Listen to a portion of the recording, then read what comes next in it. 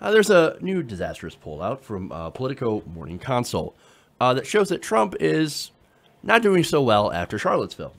Now, last time I did a poll, it was down, but Charlottesville, a lot of the comments that were made hadn't actually been they had happened, but not when the poll was being conducted. So now we have the first full poll with all the results following Charlottesville, as well as all the different comments from Donald Trump afterwards, including that famous backpedal where he's like, no, no, no, very fine people marching with the Nazis. Very, very fine. Okay, so now we have the result here. It turns out that a majority of voters believe that Donald Trump, since Charlottesville, has actually done more to divide America than to unite it. Wonderful. So, look, there's a lot of different parts of this poll, so let's break them down one by one, okay? For one, let's talk about job approval, right? Now, only 39% of voters approve of the job that Trump is doing in this week's poll. That is down from 44% from just last week.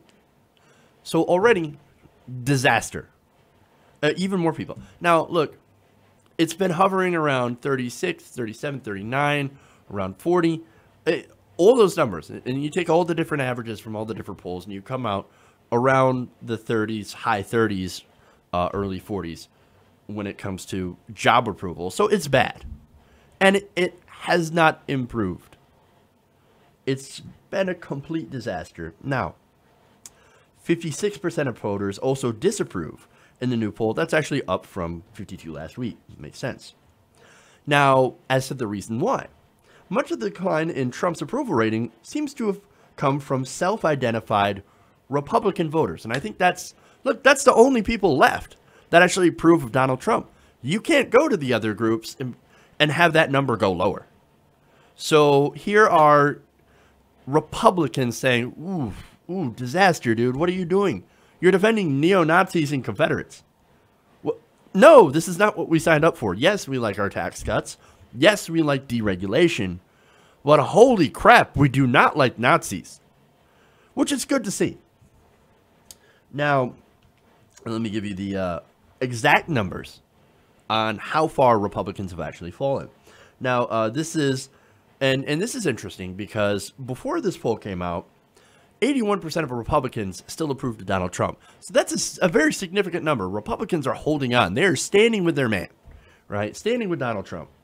It went down from 81% to 73%. Now, that's still overwhelmingly positive, right? But a significant dip. And I think that's really important. Now, by contrast, of course, the president's approval rating slid a single point among Democrats and independents. That's funny. I didn't think it could go any lower among Democrats. But independents, that also surprised me a little bit. Now, we've got more.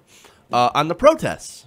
So Trump made a big deal about blaming both sides for the violence. Well, they asked this in this poll as well. Now, 43% of voters blamed the white nationalist protesters for most of the violence.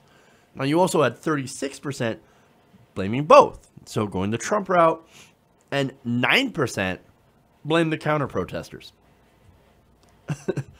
Interesting that 9%. Those people probably are not paying attention. Now, among those who approve of Trump's job performance, only 15% assign more blame to the white nationalists. So that's actually really important as well. The more you're on the side of Trump, the more you approve, the less likely you are to blame white nationalists. So that kind of shows you the people who are still on the side of Trump. Like, no, the white nationalists are fine. No.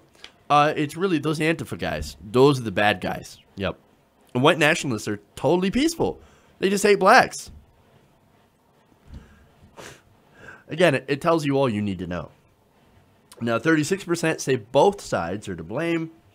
As I said, 9% counter-protesters. 56% of voters who approve of Trump's job performance blame both groups as well. And another 15%, and this is among people who approve of Donald Trump, 15% blame the counter-protesters. Now, on the response to that, now more respondents think Trump's reaction condemning hate groups was also citing good and bad people of both sides was more inappropriate than it was to people who thought it was appropriate. only 37% of voters said that Trump's reaction was appropriate, blaming both sides and saying that Nazis, again, Nazis, were good people. We're good people. And they're not all bad people. They were, not all hateful people that just happened to walk with the white nationalists and the racists and the KKK and all those guys. So 37% were like, yeah, that's okay. I thought that was appropriate. 46% of Americans said, no, that's super inappropriate. We don't agree with that. Yeah, and those numbers, the appropriate should not be that high. This was wildly, highly inappropriate. And I don't know, I don't understand how people can actually go out and defend that. But apparently there are enough. Now on the reaction, I mentioned earlier, 53% of voters say Trump's reaction did more to divide the country. And now you've got, of course, breaking it down by party. Obviously, most Democrats found the reaction inappropriate. And 16% of voters overall said his response was, quote, unifying. Oh, okay. Now there's more. Some other non-Charlottesville related pieces of this poll that I also found very interesting. Now, they go into talk about his character and his competence, which I think is really important. And people are starting to talk about the 25th, right? What is the 25th? It's the 25th Amendment, where you could remove a president for incompetence. That's what we're talking about. We're having a conversation about removing a sitting president due to incompetence. Well, let's see if the American people and how many of them believe he's competent or incompetent. First of all, let's go to leadership. 51% of voters said Trump is just not a strong leader. 53% say he is not moral. 55% say he is not stable. 58%, it gets worse and worse, right? Say that he is reckless, and 52% say he is not honest. Not only that, but 52% of voters say Trump does not care about people like them, and 56% say he cannot unite the country. Only 41% say he is knowledgeable, compared with 47% who say he is not. Just 35% say he keeps his promises, while 49% say he does not. 41% say he is capable, but 48% say he is not capable. He's very incapable. On Trump's political future, only 26% of voters say they think he will win re-election. 51% say he will not. The remaining 23% have no opinion. And now, again, that's very interesting, all these different results. You've got large majorities of the country saying he's not stable, he's not moral, he lies all the time, and he cannot unite the country. That's amazing. What we have, over half the country. It is almost unanimous, okay? Among these groups, over half of Americans believe that he is not fit to be president. And yet, he still won, which is amazing. Now, on that, so say there's removal, right? Say he's gone. Who would Americans rather see as president? Well, that gets into an interesting question.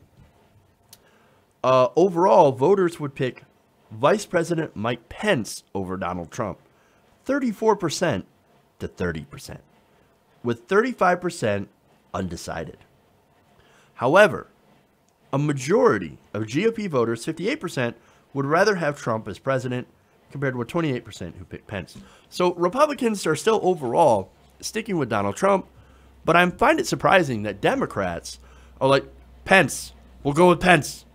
Well, you could make the argument that, and I think you make a very good argument, that Pence is actually more dangerous since he is competent.